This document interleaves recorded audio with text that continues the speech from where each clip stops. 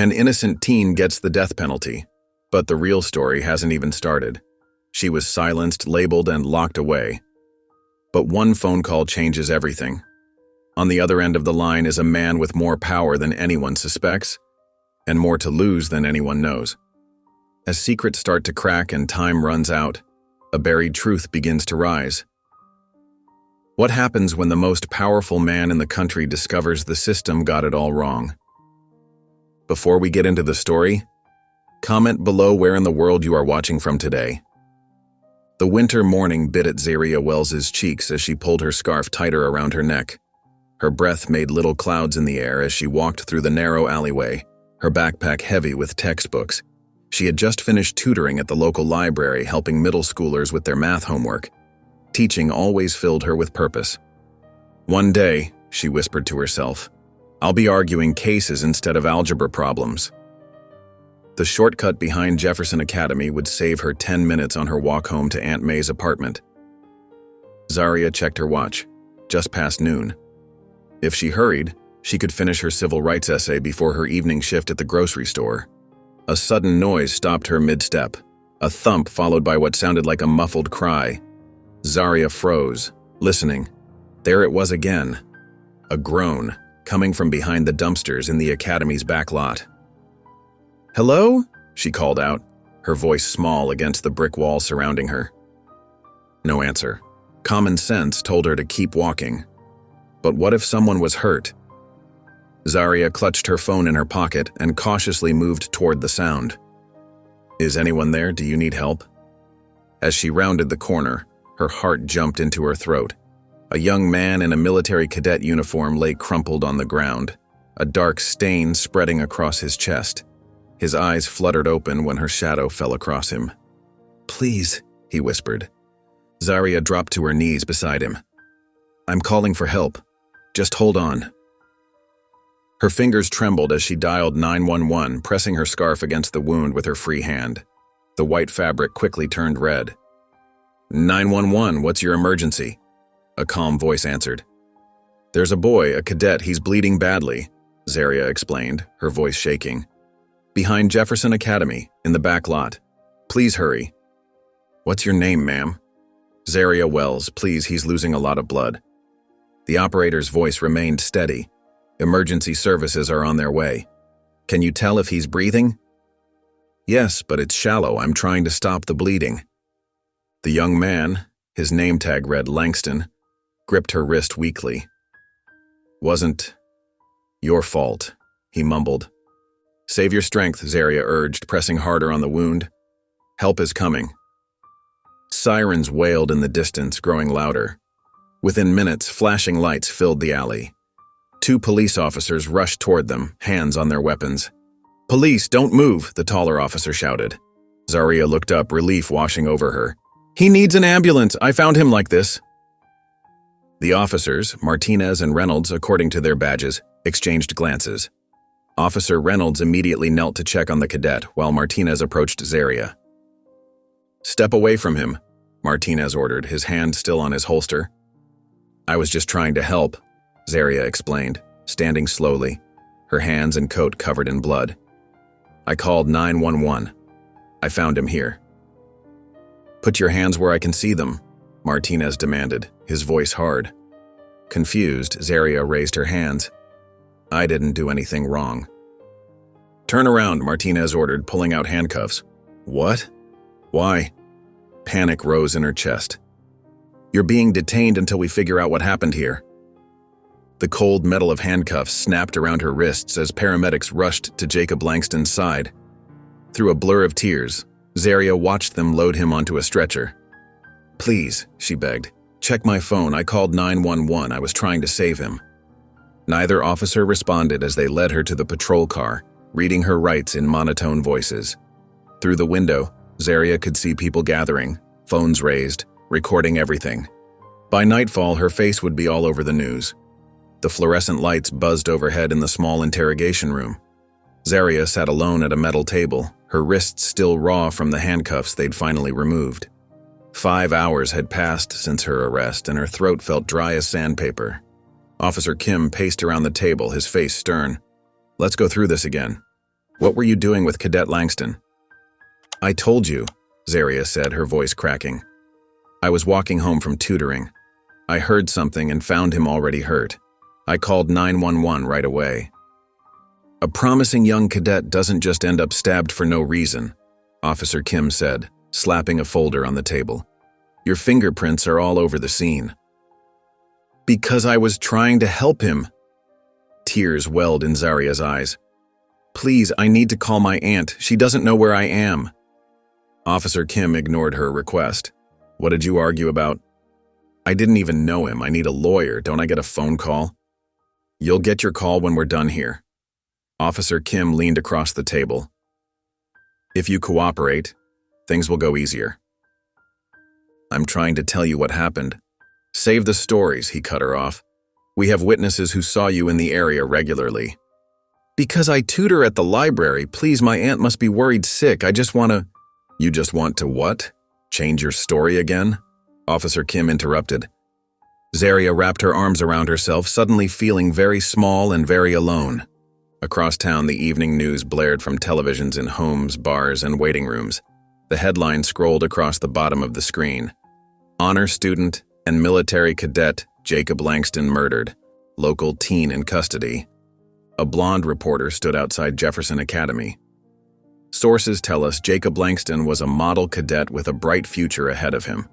The suspect, 18-year-old Zaria Wells, was found at the scene covered in the victim's blood. The station flashed Zaria's yearbook photo next to Jacob's military portrait. At East Side High, reporters swarmed the entrance, thrusting microphones at students and teachers. Did you know Zaria Wells had violent tendencies? One reporter called out to a group of startled teenagers. No comment, a teacher said, ushering the students inside. Please respect their privacy. Social media exploded with hashtags and heated arguments.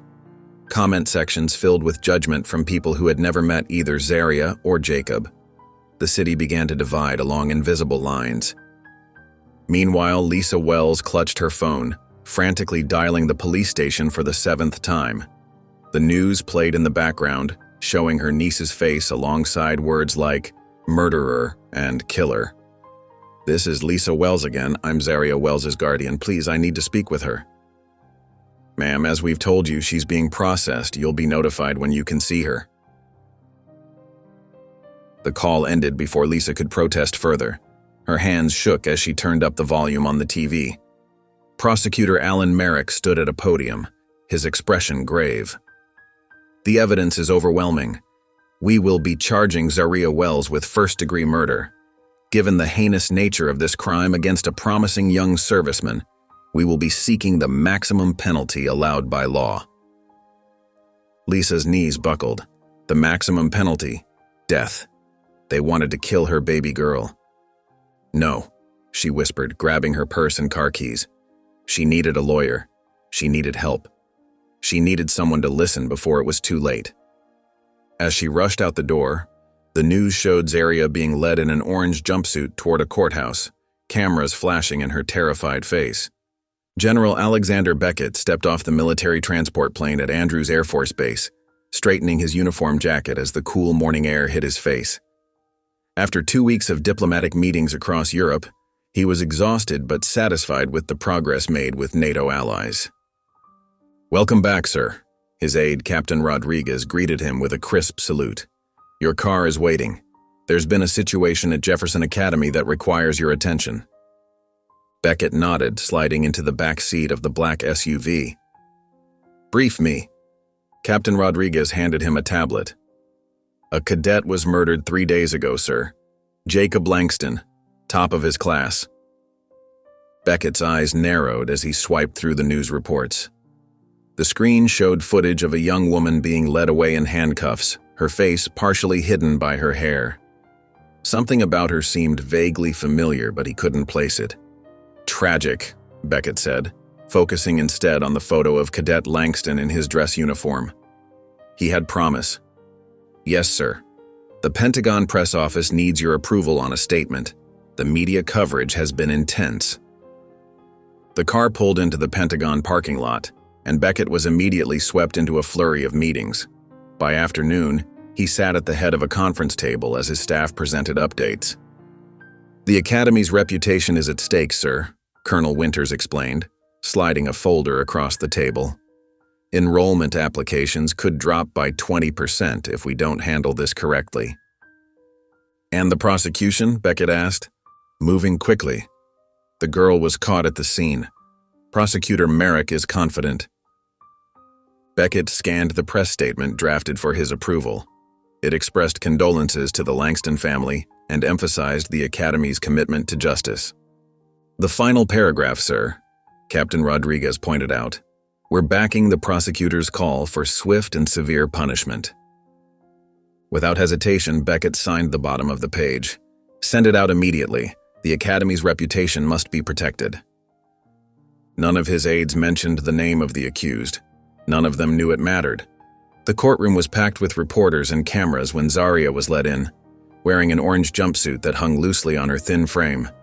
Dark circles shadowed her eyes, and her usually neat braids were coming undone.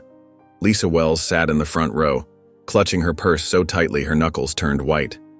Beside her sat a harried-looking legal aid attorney, who had been assigned to Zaria's case just hours earlier. We should request a continuance, the attorney whispered. I haven't had time to review all the evidence. Will they give us more time? Lisa asked desperately. The attorney's hesitation was answer enough.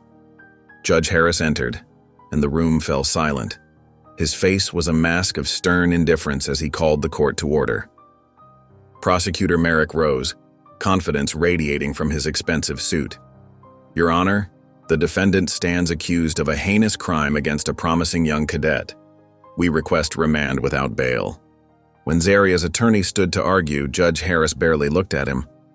Given the severity of the charges and the risk to public safety, bail is denied. The defendant will remain in custody until trial. Lisa gasped, reaching toward her niece. Zaria turned, her eyes scanning the packed courtroom. For a moment, her gaze hardened into a glare, not of anger, but of determination. She would not be broken by this. As the bailiff led Zaria away, Lisa rushed to the legal aid attorney. They can't do this. She's innocent. Mrs. Wells, he said quietly, I'll do what I can, but you need to understand. This case seems predetermined. From the back of the courtroom, reporters rushed out to broadcast the news. No bail for the cadet killer. 25 years earlier, the air hung heavy with humidity in the small West African village. Medical tents dotted the clearing where both military personnel and humanitarian workers tended to locals affected by the recent civil unrest. Captain Alexander Beckett wiped sweat from his brow as he coordinated security for the mission. Captain, we need more antibiotics at Tent 3, called a voice that had become increasingly familiar over the past month.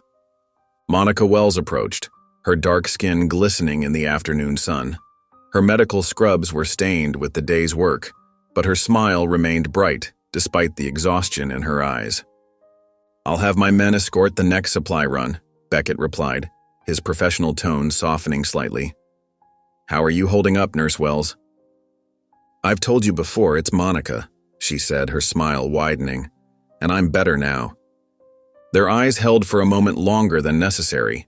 What had begun as professional courtesy had grown into something neither had expected. In the weeks that followed, they found moments together, brief escapes from the chaos around them, walks at sunset, hushed conversations under starlight, and eventually, passionate nights in Monica's small quarters. I've never met anyone like you, Beckett had whispered one night, his usual military discipline momentarily forgotten in her arms. Is that a good thing, Captain? She teased. The best thing. But their bubble couldn't last forever. 3 weeks before the mission's end, Monica found Beckett reviewing maps in the command tent. Alexander, can we talk, privately? Her serious tone made him straighten. They stepped outside, walking to a quiet spot behind the supply containers. I'm pregnant, Monica said simply, her hand instinctively touching her stomach. Beckett's face froze. The warmth that had characterized their relationship vanished instantly, replaced by a cold, distant expression she had never seen before. That's not possible, he said, though they both knew it was. It is. And it's happening, Monica replied, her voice steady despite her racing heart. Beckett stiffened, his posture reverting to military rigidity. "I can't be involved in this, Monica. My career, my position, duty comes first. It has to." "Duty?" Monica repeated, the word bitter on her tongue. "I'm being considered for advancement. A family, especially under these circumstances, isn't compatible with my path." His words came out rehearsed, as if he'd prepared for this moment. Monica nodded slowly, a single tear sliding down her cheek. "I understand completely, Captain Beckett. I'll raise this child alone. And don't worry, I won't contact you again." She kept her promise. 18 years later, Lisa Wells sat on her living room floor surrounded by boxes. It had been 3 years since Monica's death from cancer, and Lisa had finally found the courage to sort through her sister's personal belongings. At the bottom of a weathered shoebox, she found a sealed envelope. The front simply read, "For Zaria, when she needs it most." Curiosity getting the better of her, Lisa carefully opened it. Inside was a single sheet of paper with one line: "If life ever gets too heavy and no one listens, call him." Below was a phone number with the name A. Beckett written beside it. Lisa's hand trembled as she realized what, or rather who, this meant. Monica had never revealed Zaria's father's identity, taking the secret to her grave. But here it was, preserved all these years. She folded the note carefully, wondering if the time had come to share this final gift from mother to daughter. The cold fluorescent lights of the courthouse hallway flickered as the bailiff led Zaria back toward the holding area. The judge's words still echoed in her ears. "Appeal denied. Execution date is set for 90 days from today." Her legs felt weak, but she forced herself to walk with her head high, even as photographers snapped pictures for tomorrow's headlines. Later that night, a guard unlocked the door to her new cell on death row. The space was smaller than her previous cell. Just a metal bed, toilet, and small desk bolted to the floor. "You get 1 hour of yard time daily," the guard said flatly. "Commissary privileges remain the same. Lights out at 10. The door clanged shut behind him. Zaria stood motionless in the center of the cell, her breath coming in short gasps. 90 days. Just 90 days left to live for a crime she didn't commit. When morning came, Zaria requested paper and envelopes. If the system wouldn't listen, maybe someone else would. She wrote letter after letter, to the governor, to civil rights organizations, to law professors at nearby universities, even to celebrities known for advocacy work. Her hand cramped as she detailed her story, pleading for someone, anyone, to look at the evidence that had been ignored. "I was trying to save him," she wrote in each one. "I didn't kill Jacob Langston." Days turned into weeks. The mailbag came and went, but no responses arrived for Zaria. Each morning, she would look up hopefully when the guard passed by with mail. Each morning, he would walk past her cell without stopping. By the 3rd week, her hope began to fade. Sitting on her bed one night, Zaria thought of her mother, how Monica had always told her to keep faith even when things seemed impossible. She remembered her Aunt Lisa's visit just before she was moved to death row. "Your mother left this for you," Lisa had whispered, sliding an envelope through the visitor's window. "She said to open it when life got too heavy, and no one would listen." With trembling fingers, Zaria retrieved the envelope from beneath her thin mattress. Inside was a single note with her mother's handwriting. "If life ever gets too heavy and no one listens, call him." Below was a phone number with the name A. Beckett. During her next phone privilege, Zaria dialed the number, her heart pounding so hard she could barely hear the ringing. After 3 rings, a man answered. "General Beckett speaking." His voice was crisp, authoritative, the voice of someone accustomed to command. Zaria's throat tightened. She'd rehearsed what to say, but now words failed her. Finally, she managed to speak. "This is Zaria Wells," she said, her voice barely above a whisper. Then, gathering courage, she continued more firmly. "I think you're my father, and I'm about to die for something I didn't do." Silence hung on the line, stretching so long Zaria thought he might have hung up. The phone trembled in General Alexander Beckett's hand. The voice on the other end, young, desperate, yet oddly composed, sent a chill through his body that he hadn't felt since combat. "I think you're my father, and I'm about to die for something I didn't do." Beckett froze at his desk, his face draining of color. Captain Loring, his aide, had been briefing him on the day's schedule but stopped mid-sentence when he noticed the general's expression. "Sir, is everything all right?" Captain Loring asked, concern evident in his voice. Beckett didn't respond immediately. His mind raced back 20 years to a field hospital in West Africa, to a woman with kind eyes and a gentle laugh. Monica Wells, a name he had buried deep in his memory, along with the guilt. "Wells," he whispered, almost to himself. Then, composing himself with military precision, he addressed his aide. "Captain, I need you to get me everything on an inmate named Zaria Wells. Priority level Alpha." "The cadet murder case, sir?" Captain Loring looked confused. "That's not typically under our jurisdiction." "Everything, Captain, now." Beckett's tone left no room for questions. When Loring left, Beckett sat alone, staring at the phone. Monica's daughter. His daughter? It couldn't be coincidence. The timing aligned perfectly with their brief relationship. Within hours, Beckett had ordered a discreet DNA test. He provided his sample and arranged for one to be collected from Zaria, under the guise of standard prison medical procedures. The strings he pulled were numerous, but his position afforded him certain privileges. The following day, Beckett drove himself to a small medical practice outside Arlington. Dr. James Ingram had served with him years ago as a military physician before returning to civilian practice. More importantly, he had been stationed at the same humanitarian mission as Monica. "I need to ask you about someone," Beckett said after they'd exchanged brief pleasantries in Ingram's office. "Monica Wells." Dr. Ingram's eyebrows rose. "Monica? That's a name I haven't heard in years. She passed away about 5 years ago." "Cancer." Beckett's jaw tightened. "Did she have a child?" "Yes, a daughter." Ingram studied Beckett's face carefully. "Brilliant girl, honors student. She was planning to study law last I heard." He paused. "She looks just like Monica. Same determined spirit, same intelligent eyes." "And the father?" Beckett asked, his voice unnaturally steady. Monica never said much about him. Military man who couldn't or wouldn't be part of their lives. In the days that followed, Beckett found himself obsessively watching footage of Zaria's trial. He requested every recording, every transcript. Late at night, alone in his study, he would rewind and replay her testimony, studying her face, her mannerisms. It was her eyes that finally broke through his carefully constructed walls. Monica's eyes, intelligent, compassionate, unflinching even in the face of injustice. The resemblance hit him like a physical blow. As doubt grew within him, so did a feeling he had long suppressed: responsibility. Not the kind that came with his rank and position, but something more primal. The DNA test results weren't back yet, but Beckett already knew the truth.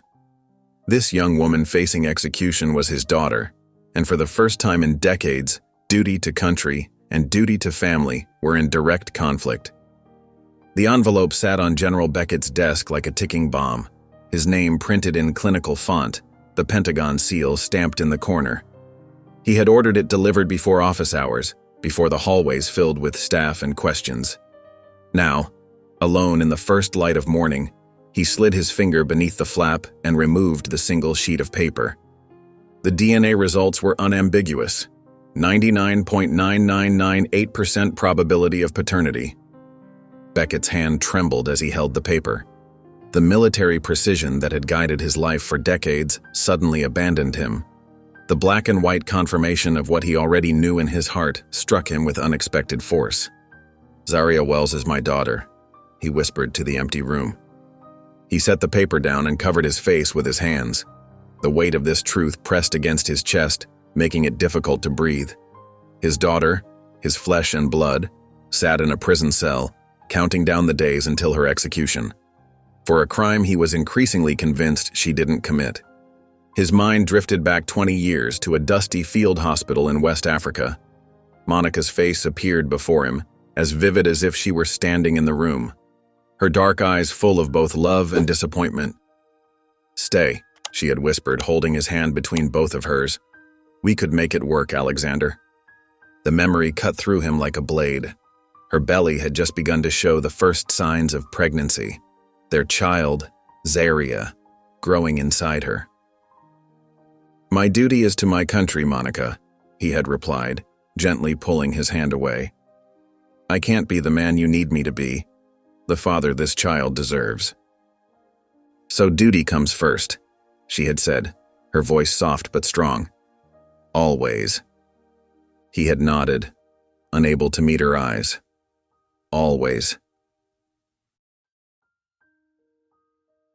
A knock at the door jolted Beckett back to the present. Captain Loring entered with the morning briefing folder. "Sir, you're here early," Loring said, then noticed the paper on Beckett's desk. "The test results?" "It's confirmed," Beckett said, his voice steadier than he felt. "She's my daughter." Loring closed the door behind him.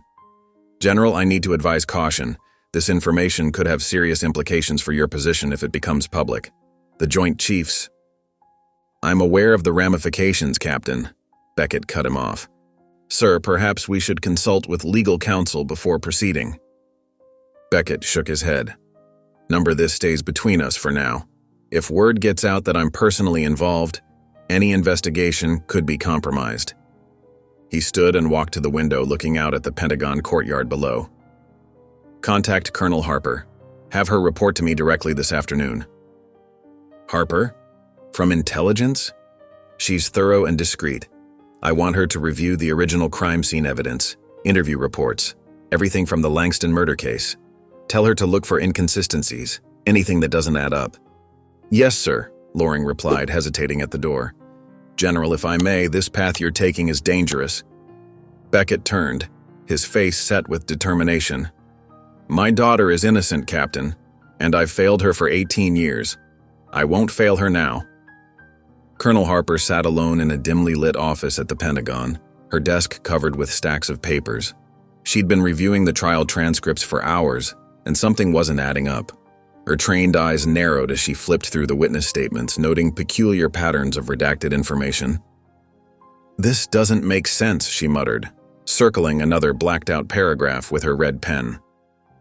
The witness list was suspiciously short, carefully selected to support the prosecution's narrative. But one name caught her attention: Noah Dre. He appeared in the initial police report as present at the scene, yet was never called to testify. A quick search revealed he was a cadet with autism who had been near the academy lot when Jacob Langston was killed. Harper jotted down his name and address. Why would they ignore a potential eyewitness? In her prison cell, Zaria sat cross-legged on her thin mattress, a blank sheet of paper before her. The execution date loomed just weeks away, and she needed to put her affairs in order, what little she had. "Are you sure about this, child?" asked Chaplain Rivera, her kind eyes watching as Zaria's pen hovered over the paper. "I'm sure," Zaria said softly. "I don't have much to leave behind." She began to write her final wishes in careful, measured strokes. Her journal should go to Aunt Lisa. It contained everything she truly was, not the monster portrayed in court. No flowers at her funeral. They seemed pointless now. Instead, she requested only that someone somewhere record that she died innocent. "They took my life," she told the chaplain, her voice steady despite the tears threatening to fall. "I won't let them take my truth, too." The Dre family lived in a modest suburban home outside the city. Colonel Harper, dressed in civilian clothes, knocked on their door late that evening. "Mr. and Mrs. Dre?" she asked when the door opened. "I'm sorry to disturb you, but I need to speak with your son about a case I'm reviewing." Noah's parents were protective, immediately suspicious of this stranger asking about their son. "Noah doesn't do well with strangers," his father explained. "The police already tried talking to him after that cadet was killed. He got too anxious." "Please," Harper pressed, "it's important. A young woman's life depends on it." From behind his parents, a tall, thin young man with careful eyes appeared. "Who's she?" he asked, his voice soft but direct. "I'm Colonel Harper," she answered, speaking directly to Noah. "I'm looking into what happened to Jacob Langston." Noah retreated slightly but didn't leave. Harper slowly reached into her pocket and withdrew a photo of Zaria. "Do you recognize her?" she asked. Noah stepped forward, studying the picture. "She tried to help Jacob. She didn't hurt him." His parents exchanged worried glances as Harper continued gently. "Noah, did you see what happened that day?" Noah nodded, his fingers tapping rhythmically against his leg. "I was watching birds behind the storage shed. I saw a man push Jacob. He had a silver academy ring." Harper felt her pulse quicken. "A silver ring? Can you describe the man?" "Tall. Angry. He said Jacob took something from him." Noah's eyes remained fixed on Zaria's photo. "Not her. She came after." Harper knew immediately who it might be. Troy Hanley, Jacob's rival who had been jealous of Jacob's relationship with Zaria. The pieces were starting to fit together. "Noah," she said carefully, "would you be willing to tell this to others? To help her?" Noah looked at his parents, then back at Harper. "She tried to help Jacob. I'll help her." General Alexander Beckett sat alone in his secure office, the glow of a video screen casting shadows across his tired face. The footage showed Noah Dre speaking hesitantly, but clearly to Colonel Harper. The boy's hands moved constantly, but his eyes remained steady as he described what he'd seen that fateful day. "I was watching a red-tailed hawk," Noah explained. "Then I heard shouting. The tall cadet, the one with the silver ring. He pushed Jacob hard. Jacob fell and hit his head. There was blood." Beckett paused the video, his finger hovering over the screen where Noah pointed to the academy ring. The same ring Beckett himself had worn decades ago. The same ring Troy Hanley now wore. "He was angry about the girl," Noah continued when Beckett resumed the video. "Said Jacob should stay away from her." Beckett's stomach tightened. This wasn't just about a random killing. This was about Zaria, his daughter. The daughter he'd never acknowledged. The daughter now sentenced to death for a crime she didn't commit. He buried his face in his hands. For decades, he'd made decisions that protected the military's image above all else. Now, those same decisions had created a system that was about to execute his own flesh and blood. The prison visiting room was cold and sterile. Lisa Wells sat rigidly in the hard plastic chair, watching as guards led Zaria in. Her niece looked thinner, her eyes hollow, but there was still that quiet dignity Lisa had always admired. "Aunt Lisa," Zaria whispered as they embraced across the table. "I didn't think you'd come back." "I'll always come back," Lisa said, holding Zaria's hands tightly. "I'm fighting for you every single day." Zaria glanced around, then leaned forward. "I did something. I found a number Mom left me before she died." Lisa's breath caught. "Your mother's letter?" "Yes." Zaria's voice trembled slightly. "I called him, Aunt Lisa. I called my father." Lisa's eyes widened. She'd known about Monica's past relationship with a military man, but Monica had taken most details to her grave. Did he answer?" Lisa asked carefully. "Yes." Zaria's eyes filled with tears. "I don't know if he believes me, but he listened. That's more than anyone else has done." Lisa squeezed Zaria's hands tighter, fighting back her own tears. "Your mother would be proud of your courage, and I'm not giving up hope. Not now. Not ever." They embraced again, both women silently acknowledging the ticking clock hanging over them. Colonel Harper stood at attention in Beckett's office, a thick file in her hands. "Sir, there's more," she said, placing the file on his desk. "Troy Hanley has a history. 2 years ago, he was accused of harassing a female cadet. The case was buried." Beckett opened the file with dread. There it was, his own signature on the recommendation to handle the matter internally to avoid negative publicity for the academy. "I remember this," he said quietly. "I was told it was just a misunderstanding between cadets." "It wasn't, sir," Harper replied firmly. "The female cadet was reassigned. Hanley remained with a clean record. And now Jacob Langston is dead, and your daughter is taking the blame." The word daughter hung in the air between them. Beckett looked up sharply. "You know?" "I figured it out, sir," Harper said. "The question is, what are you going to do about it?" Beckett stared at his signature on the document that had helped create a monster in Troy Hanley. His decisions had led to this moment, his daughter facing execution while the real killer walked free. General Beckett stared at the file in his hands, the weight of his own signature crushing him like a physical burden. His daughter was going to die because of a system he had helped build, a system that protected the wrong people for the wrong reasons. "I've made a terrible mistake," he said quietly, more to himself than to Colonel Harper. "Many mistakes." Harper stood silently, allowing the general this moment of painful clarity. Beckett straightened his shoulders and reached for a secure phone line. "Get me Captain Reynolds from Special Operations, immediately." Within minutes, Beckett was signing a classified directive. The document authorized the immediate detention of Cadet Troy Hanley for questioning related to a fabricated national security breach. It wasn't entirely legal, but it would buy them time. "Sir, this is risky," Harper warned. "My daughter has 62 days to live for a crime she didn't commit," Beckett replied, his voice like steel. "I'll risk everything." The next morning, Beckett sat at the head of a conference table in a secure Pentagon room. His legal team had spent the night combing through Troy Hanley's records. "His file has been sanitized, sir," Major Chen explained, spreading documents across the table. 3 separate incidents expunged. Not just the harassment case, there was a drunk driving incident and an assault complaint that disappeared too. "Who has the authority to do this?" Beckett demanded. "Only someone at the highest levels, sir." Beckett's jaw tightened. He knew exactly who that someone was.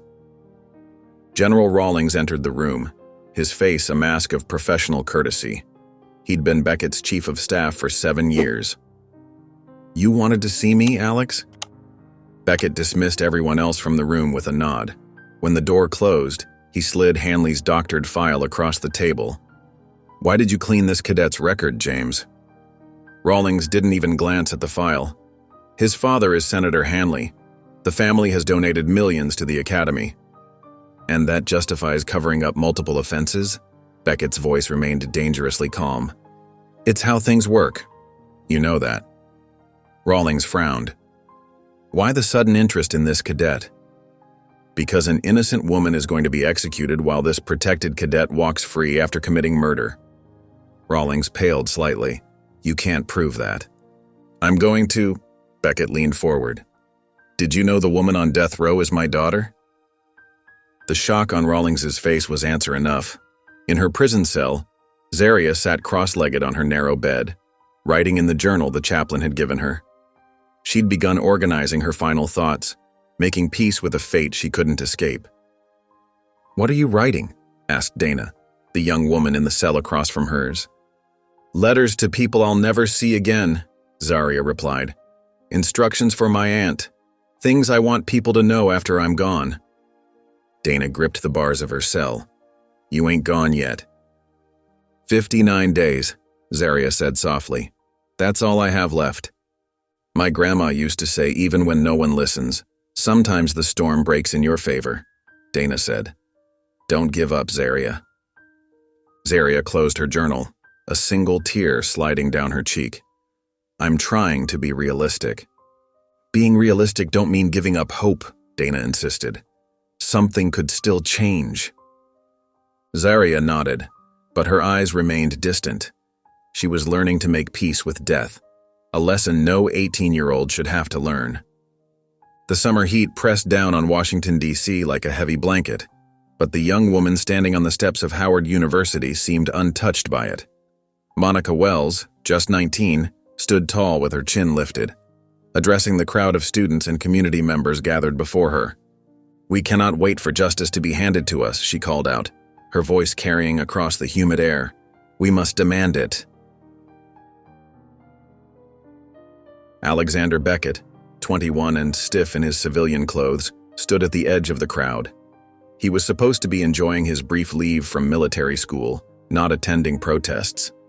Yet something about this young woman's voice had drawn him here after overhearing talk about the demonstration. They tell us to be patient, Monica continued, fire in her eyes and conviction in her voice. But how long must we wait for equal treatment under the law? How long must we wait to be seen as human beings? The crowd responded with cheers and raised fists. Beckett found himself mesmerized. He had been raised to respect order and authority, but this woman's words made him question things he had never thought to question before.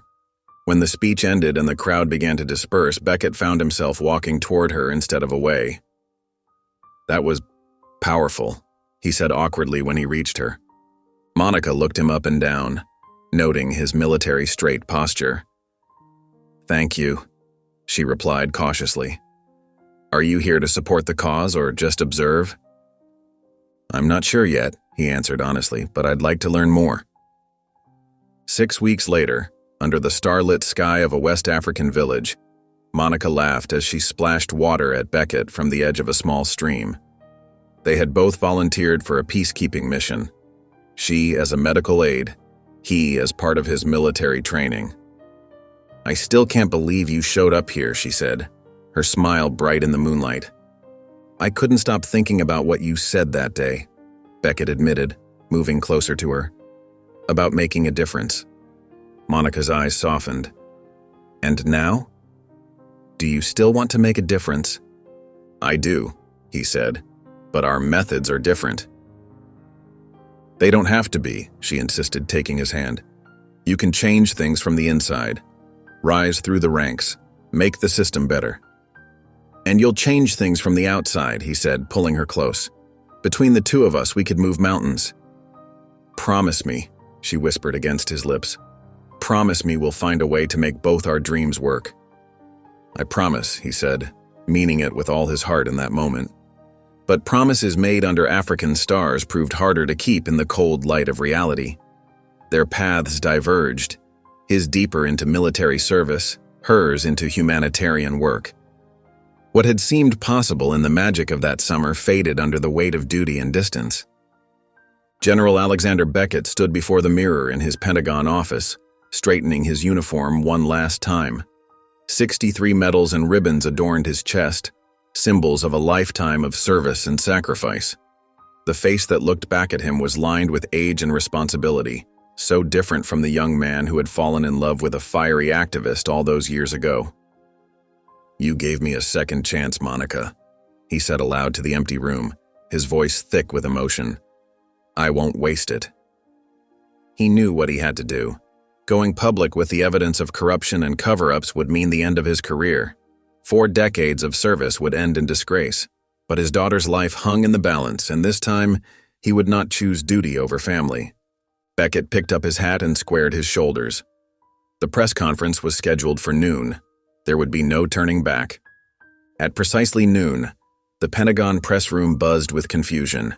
Reporters scrambled to their seats as General Alexander Beckett strode to the podium, flanked not by his usual aides, but by Colonel Harper. The impromptu press conference had been called with only 30 minutes' notice, sending Washington's media into a frenzy of speculation.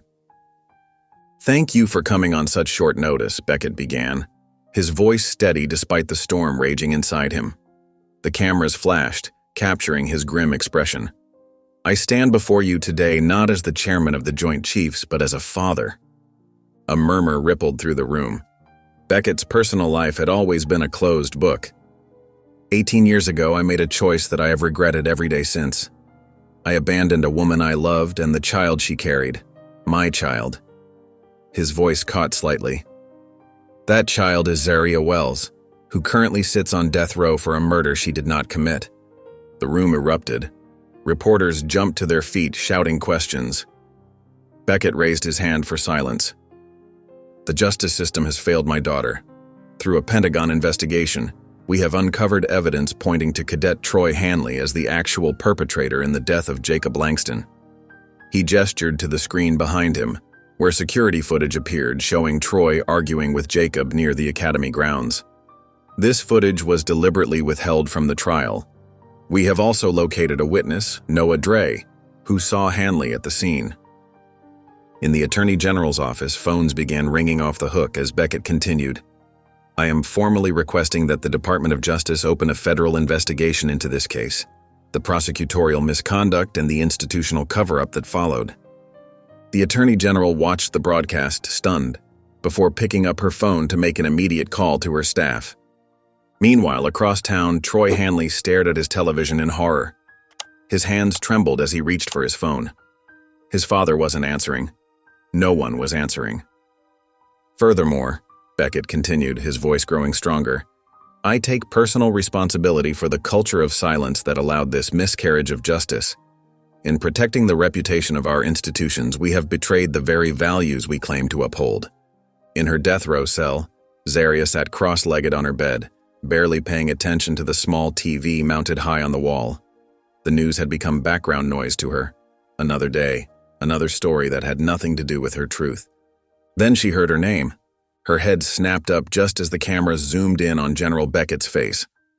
Zaria Wells is my daughter, he repeated firmly, and I will not stand by while an innocent young woman, my flesh and blood, pays the price for our collective failure. Zaria's legs gave out beneath her. She stumbled toward the bars, gripping them to keep from falling completely. Tears streamed down her face as she stared at the man on the screen, her father, fighting for her life. He believes me, she whispered, her voice breaking. Someone finally believes me. The prison chaplain appeared in the corridor, having rushed to her cell after hearing the news. He placed a gentle hand on her shoulder through the bars. God works in mysterious ways, child, he said softly as Zaria sobbed with relief. Within 24 hours of General Beckett's press conference, the media storm had grown into a national hurricane. News vans crowded the Pentagon perimeter. Reporters shouted questions at anyone in uniform, and social media exploded with hashtags demanding justice for Zaria. In the Pentagon briefing room, Beckett's aide Captain Loring flipped through channels on the monitor. Every major network was covering the story. The general's confession has raised serious questions about military transparency, said one anchor, her expression grave. Another channel showed a heated debate. He betrayed his oath to protect the institution, argued a retired colonel. No, he honored a higher oath, to protect justice and truth, countered a civil rights attorney. Captain Loring sighed and turned to Beckett, who stood watching with his arms crossed. Sir, the Secretary of Defense is requesting an immediate meeting. Beckett nodded. Tell him I'll be there shortly. Meanwhile, across the country, local news stations had begun airing footage from Zaria's past. Clips of her tutoring children at the community center, receiving academic awards, speaking at her high school graduation as valedictorian. This is the young woman facing execution, a sympathetic reporter explained. A straight-A student with no prior record, who volunteered 20 hours a week while maintaining a full scholarship. Public opinion was shifting rapidly. Social media campaigns demanding her release gained thousands of followers by the hour.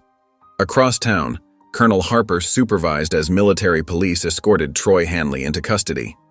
The young cadet's face was a mask of contempt as he was fingerprinted and processed. I have nothing to say, he repeated when questioned, requesting a lawyer. Later that evening, Harper led a team to search Hanley's dormitory. Under a loose floorboard beneath his bed, they discovered a leather-bound journal. Harper flipped through the pages, his expression darkening. Sir, he called to his assistant, you need to see this. The journal contained detailed entries about Jacob Langston. One page read, Jacob thinks he can take what's mine. First my spot on the leadership team, then Zaria's attention. He doesn't deserve either. Another entry, dated the day before the murder, was more disturbing. If I can't have what's mine, no one will. Sometimes problems require permanent solutions. Harper carefully bagged the journal. Get this to the general immediately. That same night, Alexander Beckett stood on Lisa Wells's modest porch, his heart pounding harder than it had in any combat situation. When she opened the door, her eyes were red-rimmed but fierce. You have a lot of nerve showing up here, she said, but stepped aside to let him in. In her small living room, surrounded by photos of Zaria growing up, all the moments he'd missed, Beckett felt the full weight of his failure. Monica would be ashamed of what you did, Lisa said, her voice breaking. And even more ashamed of what you didn't do.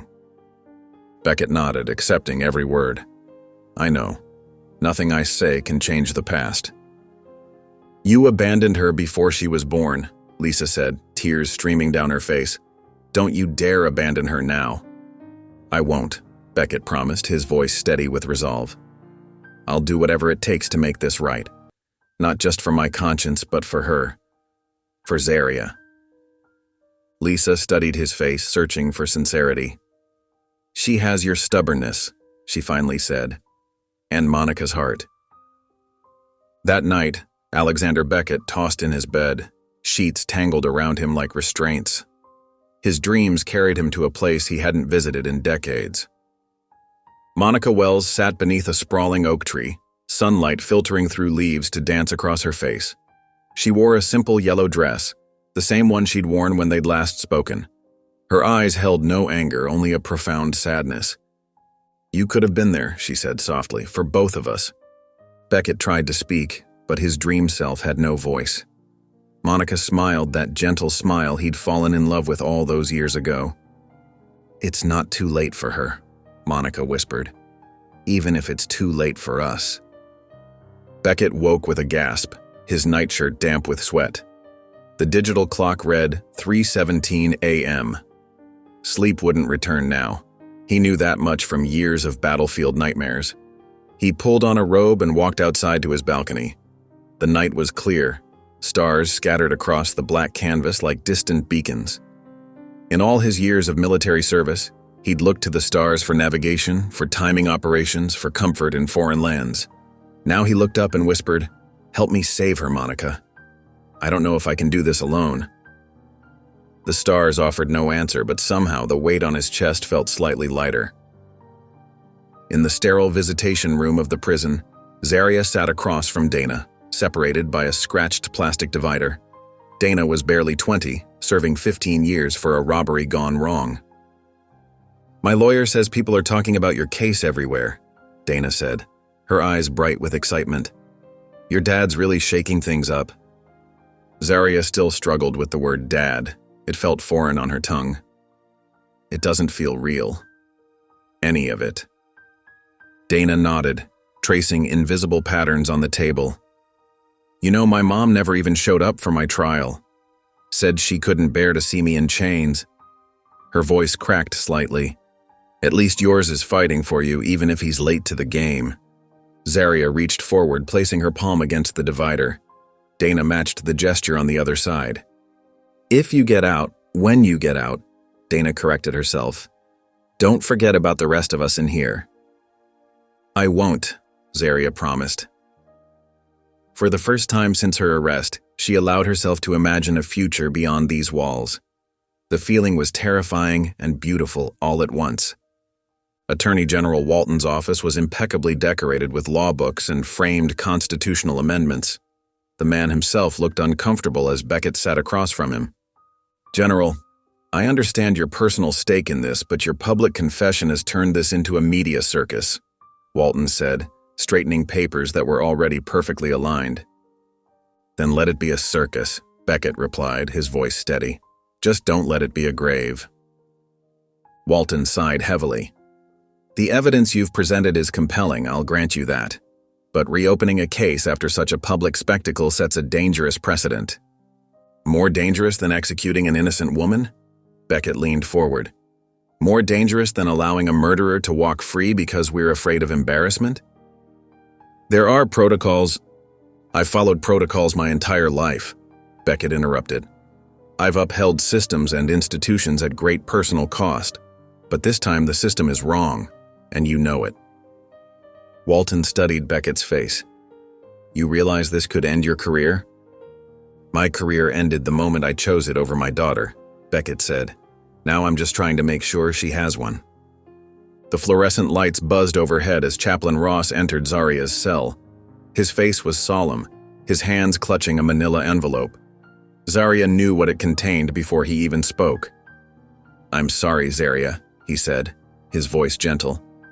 "The warden asked me to deliver this to you." Zaria took the envelope, her fingers trembling so badly she could barely open it. Inside was a single sheet of paper with a clinical timeline of her final 72 hours. The document outlined everything with cold precision. Her last meal, final visitation rites, the procedure for spiritual counseling, and the exact time she would be escorted to the execution chamber. "This can't be happening," she whispered, the paper shaking in her hands. "I didn't kill anyone." Chaplain Ross sat beside her on the narrow cot. "I know," he said simply, "and I believe you." Zaria traced her finger over the final line on the page. Time of scheduled execution, 12:01 a.m. Her death had a timestamp now, as ordinary as a dinner reservation. Outside the county courthouse, the crowd had swelled to hundreds. People carried hand-painted signs reading, "Justice for Zaria" and "Black Lives Matter." The chants grew louder as Lisa Wells approached the makeshift podium. "My niece has been locked away for a crime she didn't commit," Lisa's voice rang out, amplified by both microphone and righteous anger. "We don't need sympathy. We need justice." The crowd roared in response. Among them stood college students, community organizers, and families with children hoisted on shoulders. One young woman held up a laminated page from Zaria's journal, reading aloud, "I still believe in truth, even when the world doesn't believe in me." Similar readings were happening across the country. Zaria's words, once private reflections, had become rallying cries. Her story had touched something deep in the national consciousness, a recognition of how easily justice could be perverted when filtered through prejudice. In a quiet corner of a Washington, D.C. coffee shop, Alexander Beckett sat across from a man with the same military bearing as himself. General Matthew Langston, now retired, looked older than his years, grief having carved deep lines into his face. "I appreciate you meeting me," Beckett said, his voice low. Langston nodded stiffly. "When a 4-star general requests a meeting, you show up. Even retired ones." "This isn't about rank," Beckett slid a folder across the table. "It's about truth." Langston reviewed the evidence silently, his expression darkening as he read about Troy Hanley's involvement in his son's death. When he finished, he closed the folder with a shaking hand. "You're telling me my son was murdered by his fellow cadet, and they pinned it on this girl?" His voice was hollow with disbelief. "Yes," Beckett said simply, "and she's my daughter." A tense silence stretched between them. "Jacob was seeing someone," Langston finally said, the words seeming to pain him. "Secretly. Someone he loved very much." He looked up at Beckett. "He was afraid to tell me. Afraid I wouldn't understand." "Was it Zaria?" Beckett asked quietly. Langston nodded slowly. "I found letters, never read them fully, but I saw her name. Jacob wrote that she was brilliant, kind, that she challenged him to be better." His eyes filled with tears. "I should have told the investigators." The sun dipped below the horizon, painting the Pentagon windows in shades of amber and gold. Colonel Harper knocked on Beckett's office door, his face tight with urgency. "Sir, you need to hear this," Harper said, placing a digital recorder on the desk. Beckett pressed play, and Jacob Langston's voice filled the room, young, earnest, and troubled. "Troy, I'm done hiding. It's not about you, man. Zaria deserves better than our secrets. I'm telling everyone tomorrow. She's the best thing that ever happened to me, and I won't let academy politics keep us apart anymore." The recording ended with a soft click. Beckett sat back, the pieces finally connecting. "Troy killed Jacob because he was going public about his relationship with Zaria," Harper said, his voice low. "And he knew the racial backlash would make her an easy scapegoat." Beckett's jaw tightened. "This is the motive we needed. When was this recorded?" "The night before Jacob's murder, the prosecutor's office had it all along but marked it irrelevant to the case." Harper's disgust was evident. "Sir, this isn't just injustice, it's corruption." The prison visiting room was cold and sterile. Beckett sat rigidly, his uniform a stark contrast to the drab surroundings. When the door opened and Zaria entered, his breath caught. She had Monica's eyes, intelligent, fierce, questioning. She sat across from him, the glass barrier between them like years of absence made physical. Neither spoke for a long moment. "I didn't think you'd come," Zaria finally said, her voice steady despite the emotion in her eyes. "I should have come sooner," Beckett replied, His usual commanding tone replaced with something softer, more vulnerable. "Why now?" she asked. "Because you're innocent and because you're my daughter?" Zaria's eyes flashed. "I didn't need you to save me, I needed you to believe me." The words hit Beckett like physical blows. He'd spent a lifetime making strategic decisions, but nothing had prepared him for the raw honesty of his daughter's pain. "I do now," he said, his voice breaking. "I believe you, Zaria, and I failed you before you were even born."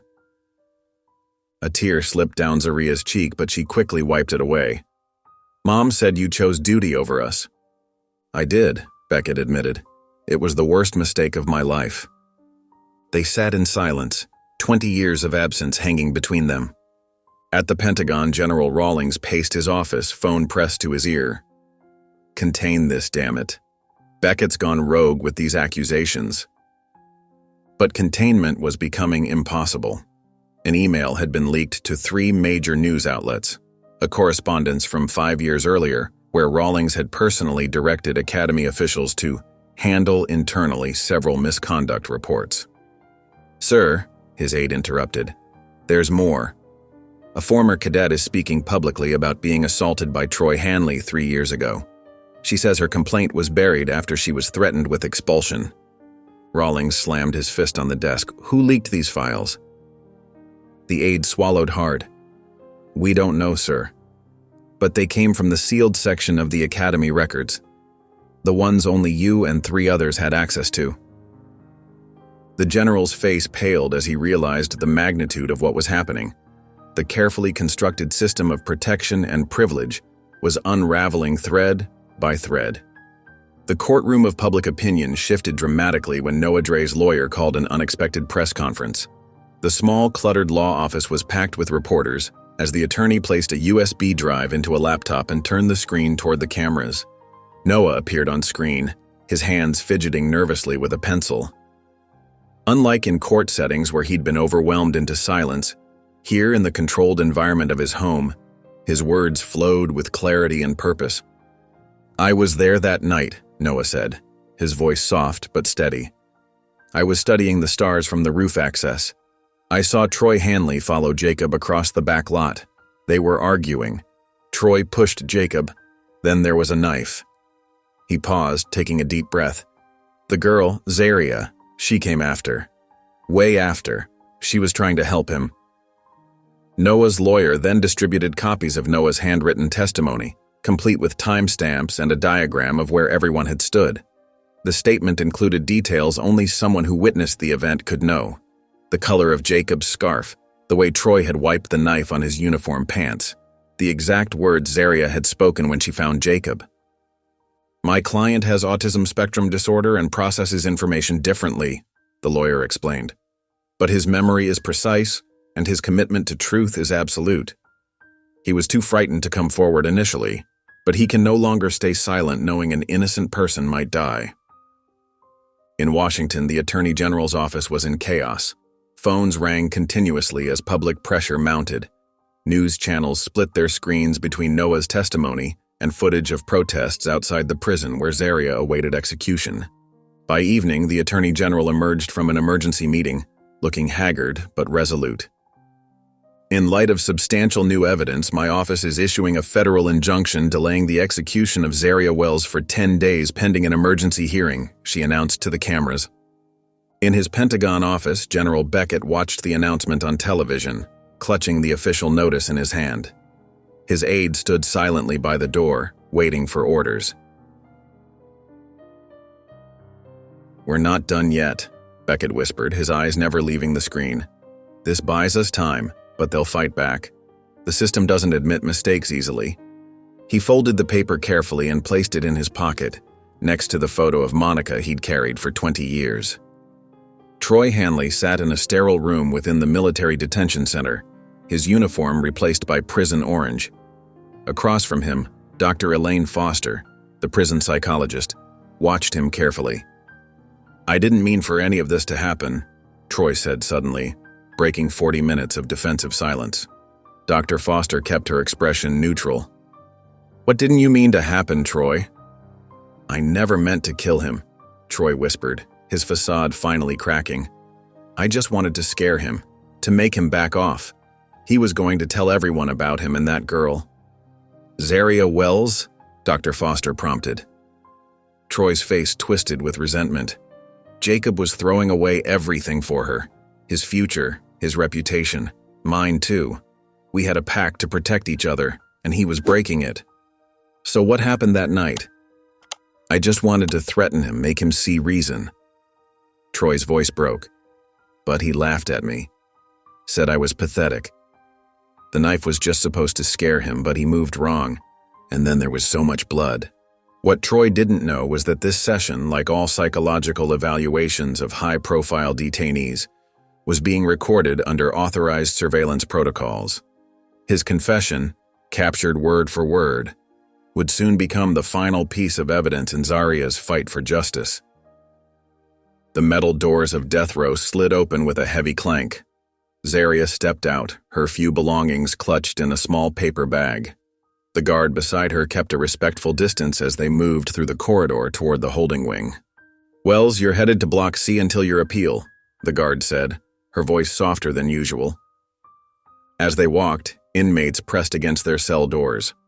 Word had spread fast about Noah's testimony and Troy's confession. One by one, they began to clap and call out, "Stay strong, girl. You got this, Zaria. Truth always comes out." Zaria kept her eyes forward, afraid to hope too much. When they reached the end of the corridor, Dana stood waiting by her cell door. "Told you the storm might break," Dana said with a small smile. Zaria set down her bag and embraced her friend tightly. "I wouldn't have made it without you." Dana pulled back, her eyes glistening. "You'll be free. Write about this. Make it count." She pressed something into Zaria's palm, a small handmade bookmark with pressed flowers. "So you remember to start your story from here, not from before." Zaria clutched it to her chest as the guard led her away. The congressional hearing room buzzed with tension. General Alexander Beckett stood at attention before the ethics panel, his uniform pristine but his face lined with fatigue. "General Beckett, you understand the gravity of your actions?" Congresswoman Chen asked, her voice echoing through the chamber. "I do, Madam Chairwoman," Beckett replied, his voice steady. "Then please explain to this committee why you chose to publicly undermine a criminal conviction and reveal classified information about Academy protocols." Beckett looked directly at the panel. "Because I chose wrong for 20 years and I couldn't choose wrong again." The room fell silent. "I remained silent when Monica Wells told me she was pregnant. I remained silent when my daughter was born. I remained silent when Troy Hanley's earlier misconduct was buried to protect Academy reputation." His voice grew stronger. "I have chosen optics over lives, appearance over truth for my entire career." He placed his service record on the table before them. "I accept whatever consequences this board deems appropriate, but I will not accept my daughter dying for a crime she didn't commit while I stand by in silence one more time." The silence in the room was deafening. Not a pen scratched, not a chair creaked. The cemetery was quiet in the late afternoon sun. Beckett knelt before Monica's simple headstone, tracing her name with his fingertips. "I should have come sooner," he whispered. "I should have done so many things sooner." He unpinned the small stars and stripes emblem from his uniform, the symbol of his rank and achievement, and placed it gently beside a small bouquet of wildflowers someone had left. "She has your eyes," he said softly, "and your courage. Far more of you than me and her, thank God." Beckett stood slowly, brushing dirt from his knees. "I finally did something right." The courthouse loomed ahead as he walked from the cemetery, his shoulders straight despite the weight he carried. Inside waited the final appeal hearing, his last chance to save the daughter he'd only just begun to know. The conference room in the courthouse bustled with activity. Alexander Beckett sat at the long oak table, his posture military straight despite the weight of exhaustion. Across from him, Zaria's legal team, a public defender named Sarah Chen and 2 volunteer attorneys from the Innocence Project, spread documents across the polished surface. "The judge has agreed to the resentencing hearing tomorrow morning," Sarah explained, her voice steady but cautious. "Justice Monroe isn't known for changing her mind, but the evidence is compelling." Colonel Harper nodded, sliding a thick folder toward the center of the table. "We've organized everything chronologically. The suppressed voicemail from Jacob, Noah Dre's testimony, and Troy's confession to the prison psychologist." Beckett's phone buzzed. He glanced at the screen and frowned. State Attorney's Office is pushing back, hard. "Charles Duvall," Sarah sighed. "He's calling it politically motivated. Says the timing is suspicious and claims we're manipulating public sentiment." "Of course he is," Beckett replied. "He built his career on high-profile convictions. Admitting he got this one wrong would destroy his reputation." "And save my daughter's life," he added quietly. The room fell silent for a moment before Sarah spoke again. "General, you should know. Justice Monroe has a reputation. She believes in the system, sometimes blindly.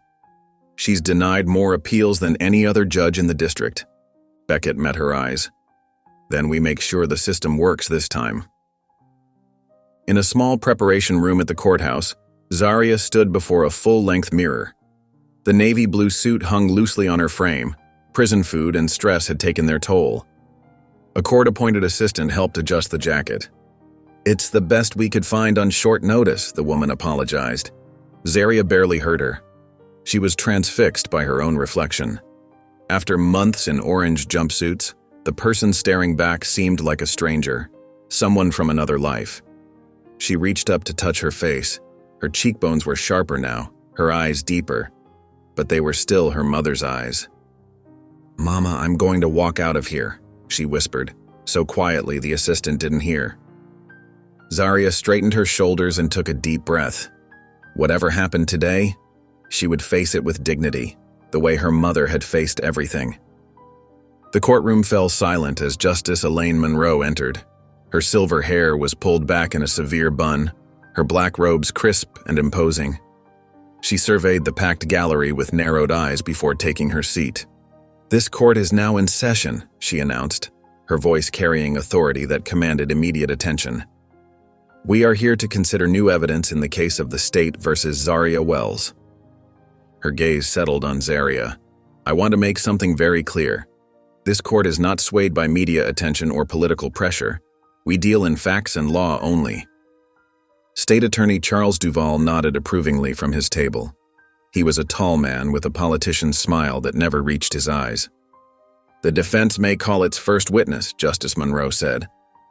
Colonel Harper approached the stand, his uniform impeccable, his expression grave.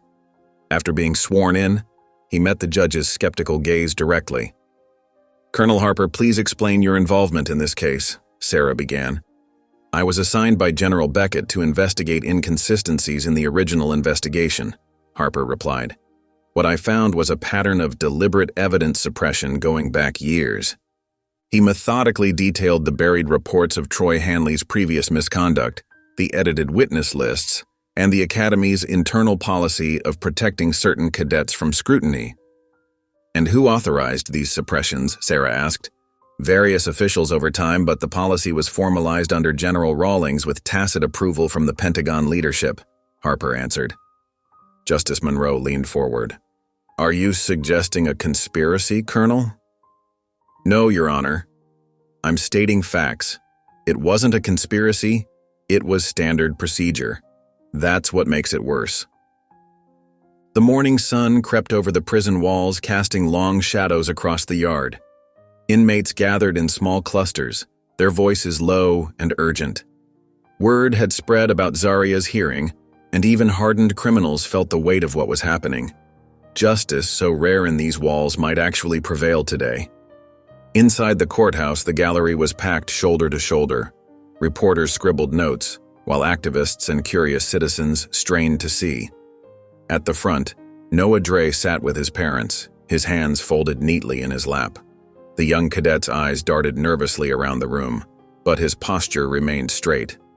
When the bailiff called his name, Noah walked to the witness stand with measured steps. After being sworn in, he sat down, adjusting his academy uniform. "Mr. Dre," Sarah Chen began gently, "can you tell the court what you saw on the night Jacob Langston died?" Noah took a deep breath. His voice, though quiet, carried clearly through the silent courtroom. I was studying by the east window of the library. I always sit there because the lighting is consistent and there are fewer distractions. He paused, gathering his thoughts. I saw Troy Hanley following Jacob. They were arguing. Troy kept grabbing at Jacob's arm, but Jacob pulled away. Noah's testimony continued with remarkable precision. He recalled exact times, descriptions of clothing, even the direction the wind was blowing. Most importantly, he described seeing Troy push Jacob against the wall, then a flash of something silver in Troy's hand. "And did you see Zaria Wells at this point?" Sarah asked. She came later. After Troy ran, she found Jacob on the ground. The courtroom remained utterly still as Noah spoke. His unembellished account carried the unmistakable ring of truth. When State Attorney Duvall rose for cross-examination, his approach was immediately aggressive. "Mr. Dre, your condition makes it difficult for you to interpret social cues, doesn't it?" he asked, his tone condescending. "I'm autistic," Noah replied simply. "I see things differently, but often more clearly." "But surely you could have misinterpreted what you saw," Duvall pressed. "Perhaps what you thought was a weapon was just a reflection? Perhaps—" "Objection!" Sarah called out, but before the judge could respond, a deep voice boomed from the gallery. "That's enough!" General Beckett stood, his face flushed with anger.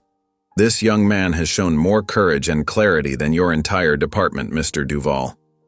"General Beckett," Justice Monroe warned, "you will refrain from outbursts or be removed." "Your Honor," Beckett continued, his voice slightly lower but no less intense, "Noah Dre's testimony is precise because of how he processes information, not despite it. He has no reason to lie, no agenda to push. He's risking his future at the Academy by being here." The courtroom fell silent. Justice Monroe's stern expression softened almost imperceptibly. She nodded once at Beckett before he sat down. "Continue, Mr. Duvall, but tread carefully," she cautioned. The afternoon brought another bombshell. General Rawlings, subpoenaed by the defense, took the stand with visible reluctance. Under oath and faced with documented evidence, he finally cracked. "Yes," he admitted. "I personally ordered Troy Hanley's disciplinary records sealed and removed from the Academy database." "And why would you do that?" Sarah asked. Rawlings shifted uncomfortably. "His father is a major donor to the Academy, and there was concern about public perception of the institution." The courtroom erupted in shocked murmurs. Justice Monroe banged her gavel repeatedly. Order in this court," she demanded. When silence finally returned, she set down her gavel with a sigh. "This court will recess until tomorrow morning. I need to review all submitted documents in light of today's testimony." The next morning, the courthouse buzzed with tension. Every seat was filled, and people stood along the walls, waiting. Justice Monroe entered, her face unreadable as she took her place at the bench. "Before I make my ruling, the court will hear one final witness," she announced. A young man in civilian clothes was escorted in. His hands trembled slightly as he was sworn in. "Please state your name for the record," Sarah Chen requested. "Marcus Delgado, I was Troy Hanley's roommate at the Academy." A hushed murmur rippled through the courtroom. Marcus cleared his throat nervously. "The night Jacob died, Troy came back to our room around midnight. He was drunk and his hands were shaking. There was blood on his sleeve that he tried to wash off." Marcus paused, his voice dropping. He kept saying he deserved it. He chose her over me. "Did Troy specifically mention what happened?" Sarah asked. Marcus nodded. He said Jacob was going to tell everyone about him and Zaria, that Jacob was in love with her. Troy couldn't stand it. He said he just wanted to scare Jacob, but things got out of hand. State Attorney Duvall tried desperately to discredit Marcus, suggesting he was lying to protect Zaria, but the young man's testimony held firm. The timeline matched Noah's account perfectly.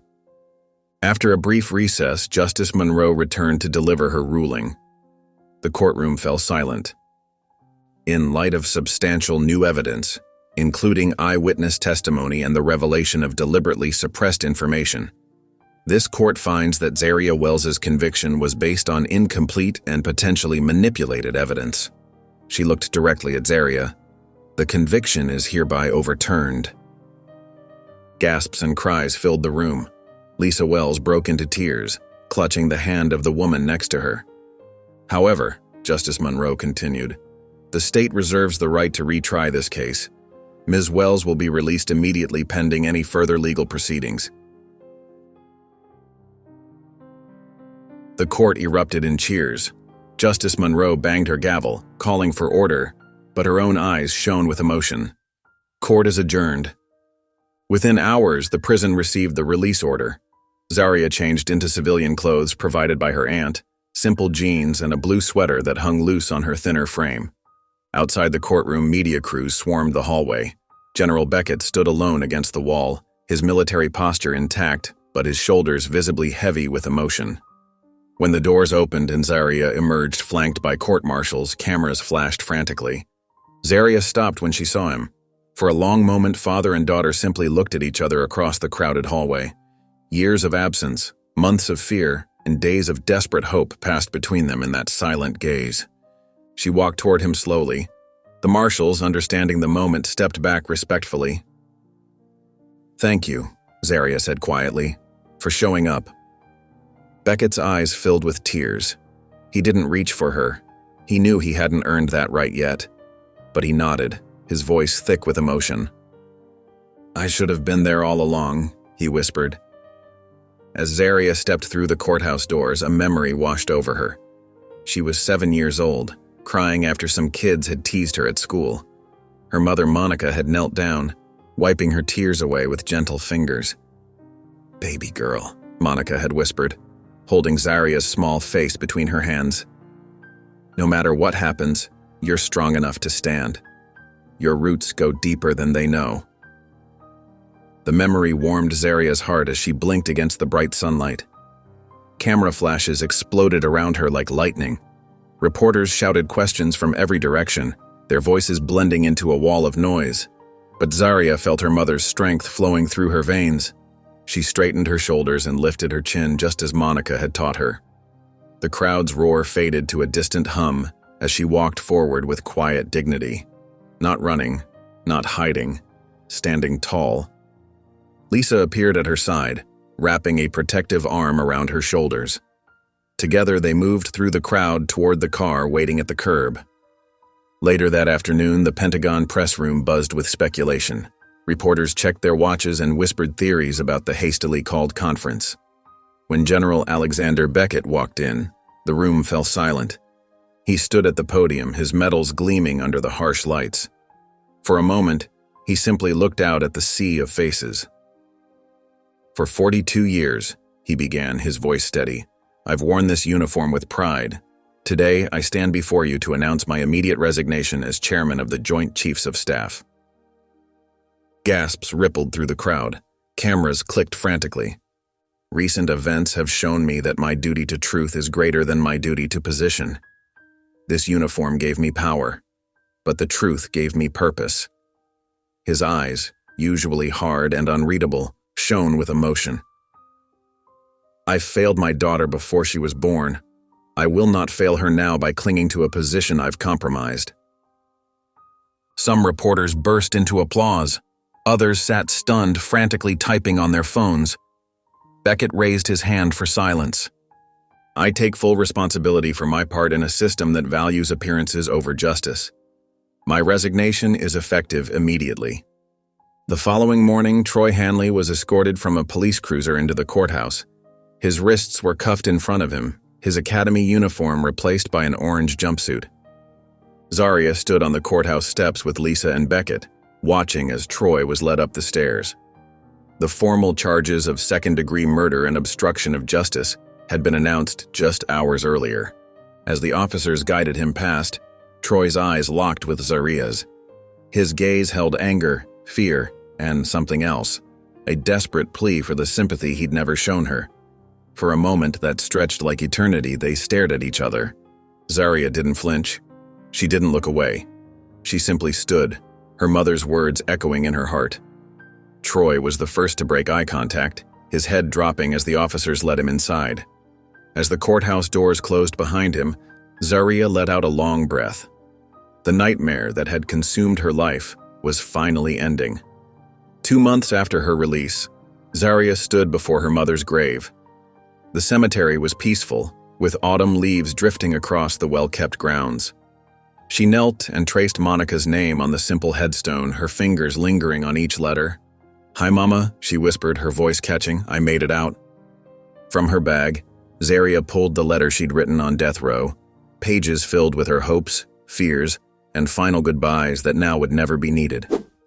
She'd folded it carefully inside a handmade envelope decorated with pressed flowers from the prison yard. "You never stopped protecting me," Zaria said, placing the letter beneath a small stone. "Even when you were gone, you left me that number. You made sure I had a way out." Tears rolled down her cheeks as she smiled. "You knew he'd come through, didn't you?" The wind rustled through the trees, carrying away her words. Zaria sat in silence, feeling closer to her mother than she had in years. The grand ballroom of the Washington Convention Center hummed with anticipation. Hundreds of attorneys, activists, and students filled the seats at the Youth Justice Summit. General Alexander Beckett, now simply Mr. Beckett, approached the podium with a different kind of confidence than he'd shown at military briefings. "Justice isn't just a concept," he began, his voice carrying through the hall. "It's the difference between life and death for young people like my daughter." The crowd leaned forward, captivated by his transformation from military leader to advocate. "Today I'm announcing the establishment of the Monica Wells Foundation for Truth and Reform," Beckett continued, revealing a logo that combined scales of justice with an open book. Named for a woman who fought for justice her entire life, this foundation will provide legal aid and policy advocacy for wrongfully convicted youth. Applause erupted as Beckett outlined the foundation's three-part mission: legal representation for the innocent, policy reform to prevent future injustices, and education programs to build a new generation of justice advocates. "My daughter almost died because of systemic failures I helped maintain," Beckett said, his voice steady but emotional. "This foundation is not about erasing that guilt. It's about channeling it towards something that matters." The brick buildings of Howard University stood proud against the blue September sky. Lisa Wells helped Zaria carry her belongings into the freshman dormitory, both women barely containing their excitement.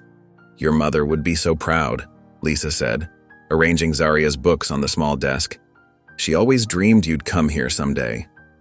Zaria smoothed her hand over the university sweatshirt she'd received at orientation that morning. "I still can't believe I'm really here." Later that afternoon, Zaria attended her pre-law orientation. Professor Carter, a distinguished woman with silver-streaked hair, addressed the small group of students.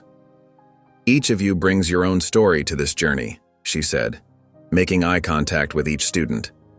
When she reached Zaria, she paused.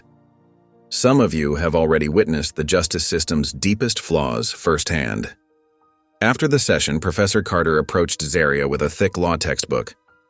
"Ms. Wells," she said warmly, "I believe this belongs to you now." Zaria took the book, running her fingers over its leather binding. The weight of it felt right in her hands, substantial, important.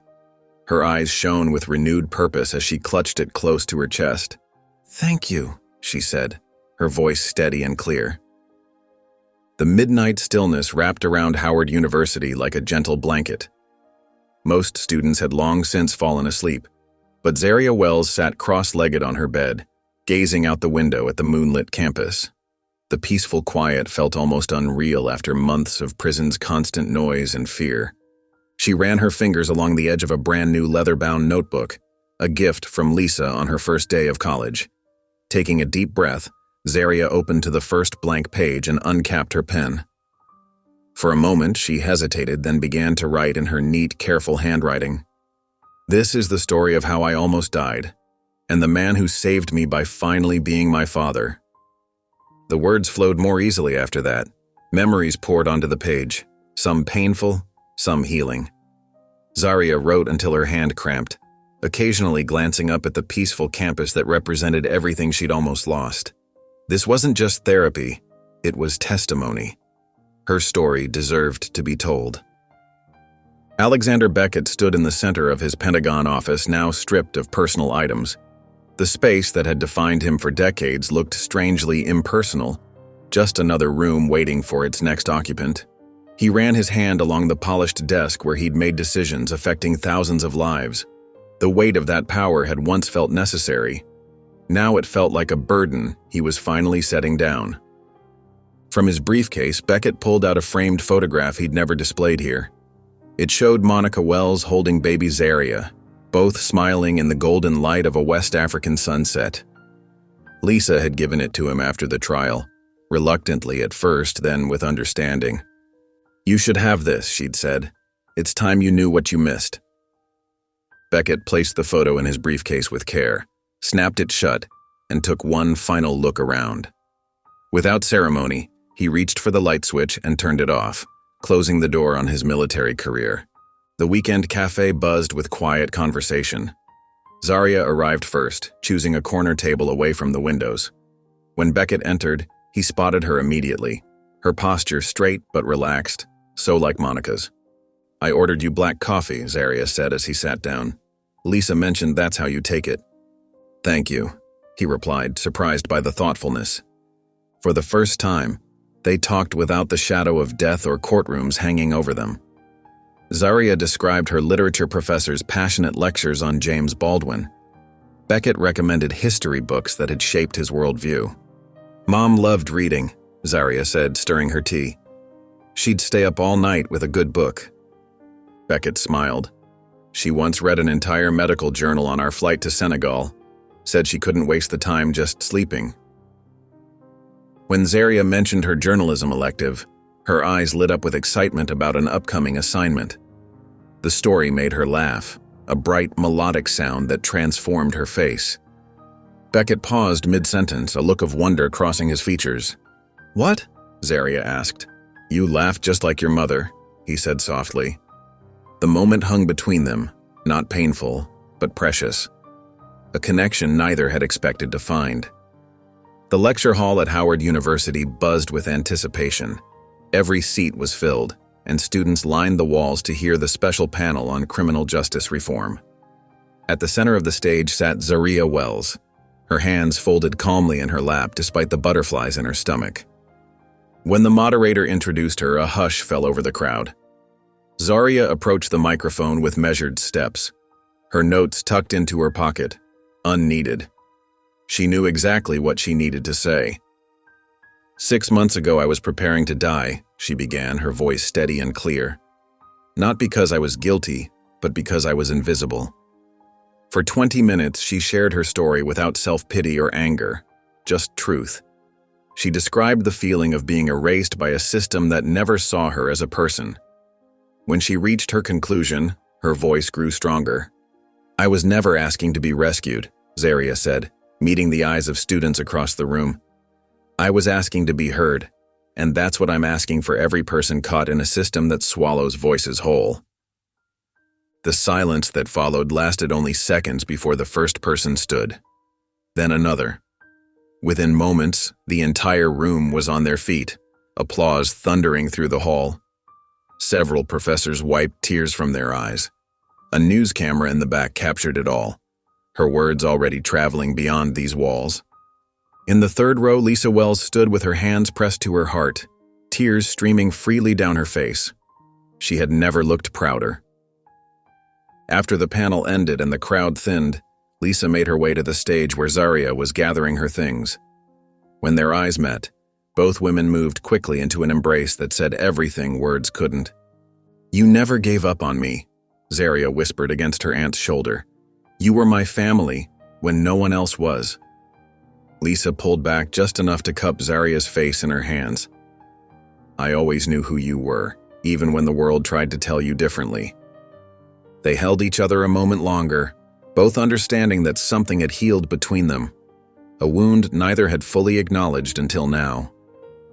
Across town that same evening, Alexander Beckett sat at the head of a polished conference table. Around him were 7 retired generals and 3 former cabinet members, people whose calls he would have once answered immediately, regardless of the hour. "The Monica Wells Foundation isn't just about clearing innocent names," Beckett explained, sliding folders across the table. It's about preventing those names from being tarnished in the first place. He outlined the prison reform bill with the precision of a military operation, addressing sentencing guidelines, evidence protocols, and protection for vulnerable defendants. Some nodded along, others frowned. This could be seen as criticizing the very system we've upheld, General Thompson said, his bushy eyebrows furrowed. Perhaps that system needs criticism, Beckett replied evenly. I've seen it fail my daughter. How many others has it failed without anyone noticing? By meeting's end, 5 had committed their public support. 2 more promised to review the proposal in detail. It wasn't universal approval, but it was a start. Exactly what Beckett had hoped for. As they filed out, his former commanding officer paused by the door. Monica would be proud, he said quietly, of both of you. The yellow school bus rumbled to a stop outside Jefferson High, the same school Zaria had attended before her life changed forever. She smoothed her blazer and took a deep breath before walking through the metal detectors, this time as an invited guest speaker, not a student. The auditorium was packed with teenagers, their faces a mix of boredom, curiosity, and that unmistakable teenage skepticism.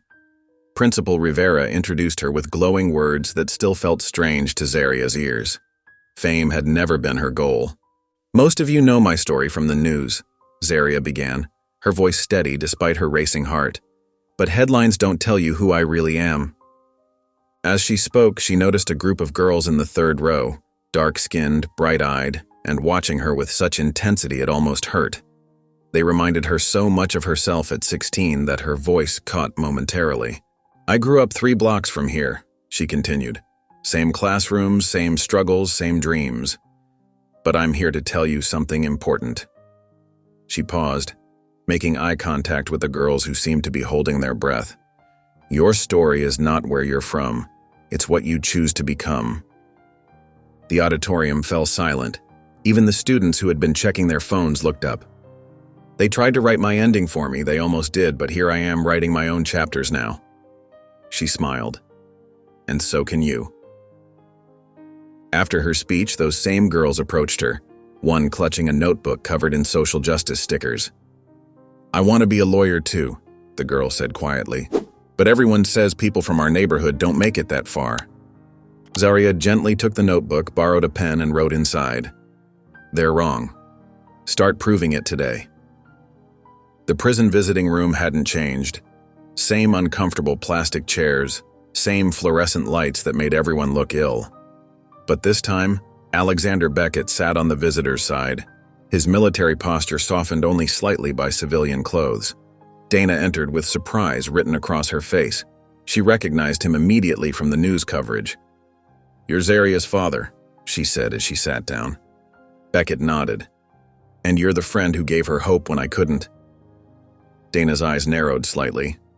I didn't do it for credit. Which is precisely why you deserve it. He slid a thick folder across the table. The Monica Wells Foundation has been reviewing cases similar to Zaria's.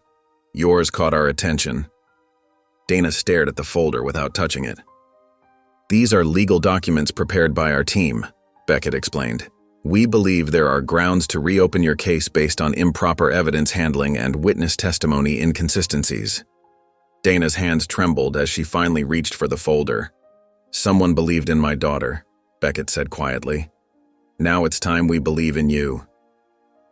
Dana opened the folder, her eyes scanning the first page before looking up with the first genuine hope she'd felt in years. The marble steps of the D.C. courthouse gleamed in the morning sun as Zaria climbed them, briefcase in hand. She paused momentarily, remembering the last time she'd entered this building, in handcuffs, terrified and alone. Today she wore a tailored navy suit, her intern badge for the district attorney's wrongful conviction unit displayed proudly on her lapel. Inside, legal program director Marianne Chen waited with a case file. Ready for your first case, Ms. Wells? She asked, handing over the thick folder. Zaria nodded, opening it to see the face of a 17-year-old boy staring back at her from his mugshot. According to the file, he'd been charged with armed robbery despite shaky eyewitness testimony and no physical evidence. His name is Marcus Johnson, Marianne explained. The case against him is thin, but his public defender had 20 other cases and barely spent an hour on his defense. Zaria felt a familiar fire ignite in her chest. I'll start by interviewing him today. As they walked toward the conference room, Marianne smiled. You know, most interns are intimidated by their first case. Zaria squared her shoulders. I've seen the system from the inside. Now I'm going to change it from the inside too. The morning sun cast a warm glow through the windows of Monica's table, a small community center nestled in the heart of the city. Volunteers bustled about, setting up breakfast stations while families began to trickle in. The center's mission was simple but powerful, providing support to those affected by incarceration. Zaria moved with purpose, greeting families she recognized from previous weeks. Her hair was pulled back in a neat ponytail, and she wore a simple t-shirt with the center's logo, a table surrounded by silhouettes of people holding hands. Across the room, General Alexander Beckett, now just Alexander to everyone here, looked almost out of place in his casual button-down shirt and jeans. His military bearing remained, but there was a softness to him now, a vulnerability that hadn't been there before. A small girl with beaded braids approached Zaria with a math worksheet clutched in her tiny hands. "Miss Zaria, can you help me with fractions again?" the child asked, her voice small but determined. "Of course, Kiana," Zaria smiled, pulling out a chair. "Let's see what we're working with today." As Zaria patiently explained equivalent fractions using paper plates as visual aids, Beckett stood by the coffee station, watching. His eyes never left his daughter, the way she leaned in when Kiana spoke, how she celebrated each correct answer with a high five, the gentle patience in her voice when explaining concepts again. Something tightened in his chest. This was Monica's kindness living on in their daughter. He had missed so much. During the lunch break, when the center quieted down, Beckett gathered his courage. He approached Zaria with a weathered envelope under his arm. "Do you have a minute?" he asked. They sat across from each other at a small table in the corner. Beckett placed the envelope between them. "Your mother sent this to me when you were about 2 years old," he explained, his voice uncharacteristically uncertain. "I never opened it. I was afraid, I suppose." "And now?" Zaria asked, her eyes steady on his face. "Now I'm more afraid of not knowing," he admitted. Together they opened the envelope. Inside was a small photo album, its cover faded blue with tiny yellow stars. As they turned the pages, Monica's life with baby Zaria unfolded before them. Zaria's first smile, first steps, first birthday cake with one candle. Monica's handwriting labeled each moment. "She looked so happy," Beckett whispered, tracing Monica's smiling face in a photo where she held Zaria up to see snow for the first time. "She was," Zaria confirmed, her fingers lingering on a picture of herself in Monica's arms. "Aunt Lisa always said Mom found joy in everything." As the day wound down and they helped clean up the center, Beckett walked Zaria to her car. "Would it be okay if we did this again next Saturday?" he asked, uncertainty making him look years younger. Zaria grinned, a spark of mischief in her eyes. "Only if you let me teach you how to cook something that's not out of a can." Beckett laughed, a real laugh that reached his eyes. "It's a deal." The evening sky painted soft purples and oranges across the horizon, as Zaria walked the familiar streets of her childhood neighborhood. These same sidewalks that once felt like a gauntlet of judgment and whispers now carried a different energy. She paused at the corner store where Mr. Jenkins used to eye her suspiciously. Today, he waved warmly through the window. A group of young girls playing double dutch on the sidewalk stopped their game as she passed. One nudged another, pointing discreetly. "That's her, that's Zaria Wells," the tallest girl whispered, admiration clear in her voice. Zaria smiled and gave them a small wave. The girls giggled and waved back enthusiastically. It felt strange, this newfound respect where once there had been only suspicion. The community that had once been quick to believe the worst about her now looked at her with pride. Mrs. Carter, who used to hurry her children inside when Zaria walked by, now stood on her porch and called out, "We're all so proud of you, honey." Zaria thanked her with a nod, emotion catching in her throat. The journey from accused murderer to symbol of justice had been long and painful, but moments like these reminded her it had all been worth it.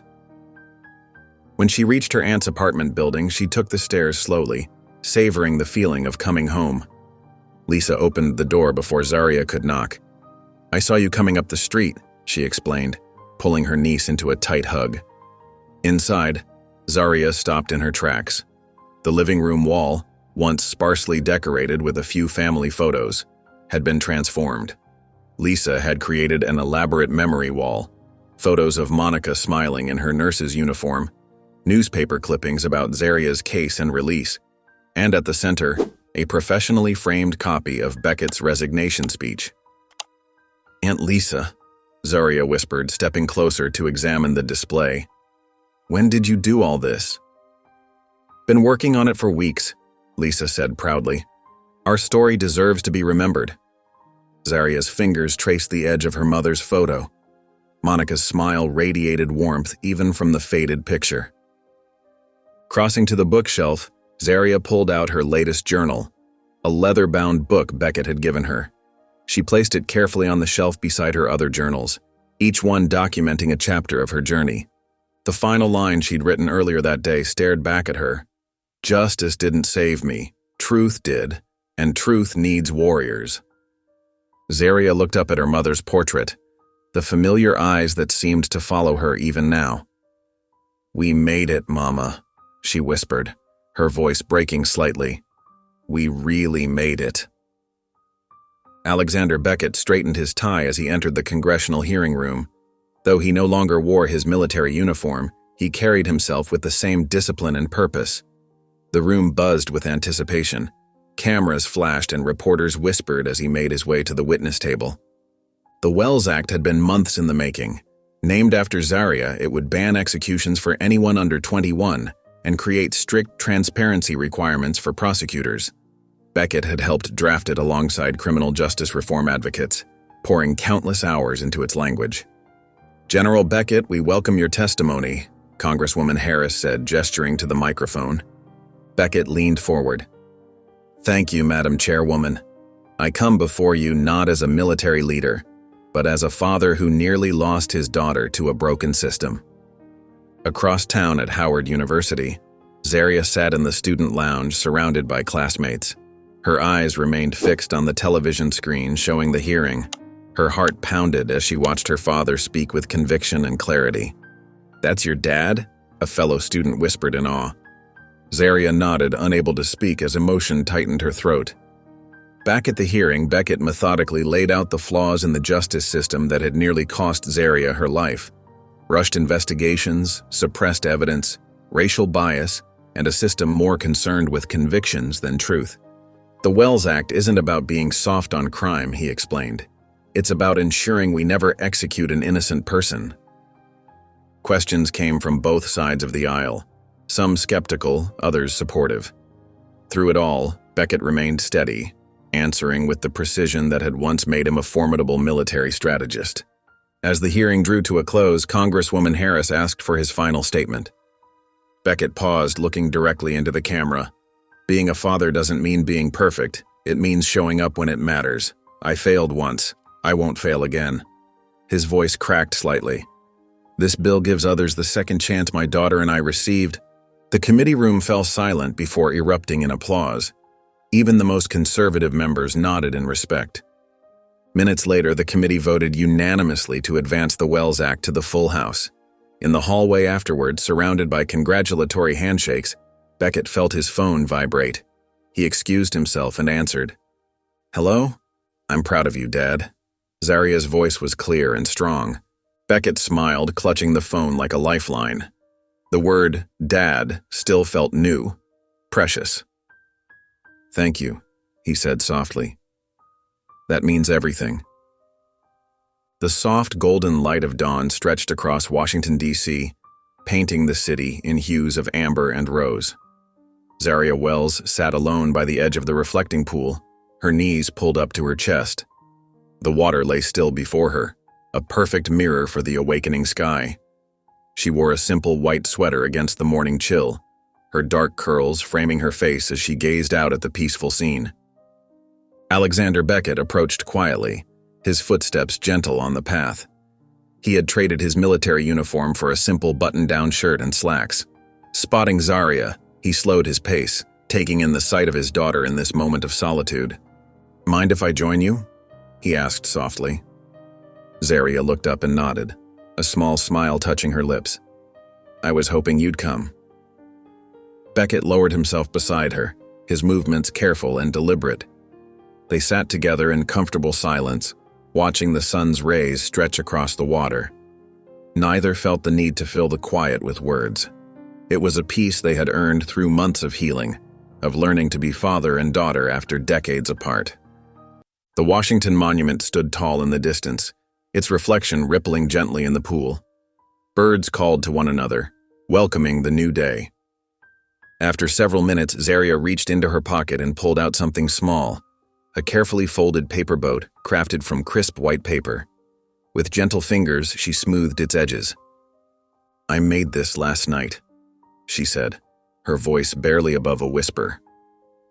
Beckett watched as she turned the boat to show him the words written in her neat handwriting across its sail. Monica Wells.